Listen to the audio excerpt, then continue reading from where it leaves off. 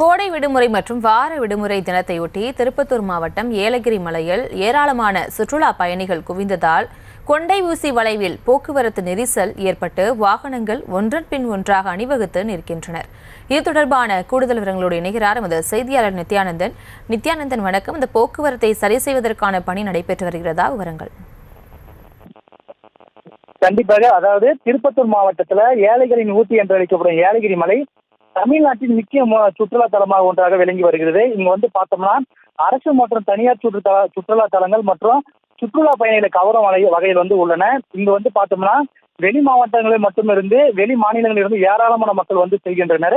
இங்க அரசு சுற்றுலா தலங்களான படகு இல்லம், இயற்கை பூங்கா, சிறுவர் பூங்கா ஆகிய சுற்றுலா பயணிகளை அதிக அளவில் கவர்ந்து வருகின்றன. எனவே பார்த்தோம்னா விடுமுறை நாட்கள்ல ஏலகிரி மலைக்கு வரும் சுற்றுலா பயணிகளை அங்குள்ள தங்கு விடுதிகளில் தங்கி அனைத்து சுற்றுலா தலங்களையும் கண்டுகளுக்கு பொழுதுபோக்கி வருகின்றன. இந்த நிலையில பார்த்தோம்னா இன்று ஞாயிற்றுக்கிழமை தினம் என்பதால ஏலகிரி மலையை சுற்றி பார்க்க வந்த ஏராளமான சுற்றுலா பயணிகள் திடீரென திரண்டனர். இதன் காரணமா பார்த்தோம்னா சுற்றுலா பயணிகள் கொண்டு வரப்பட்ட வாகனங்கள் திடீரென ஏலகிரி மலையில கொண்ட ஊசி வலையில் வரிசை கட்டி நின்றன.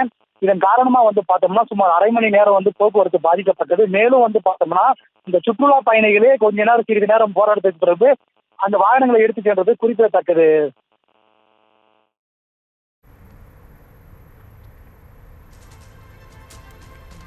விவரங்களுக்கு நன்றி நித்யானந்தன்.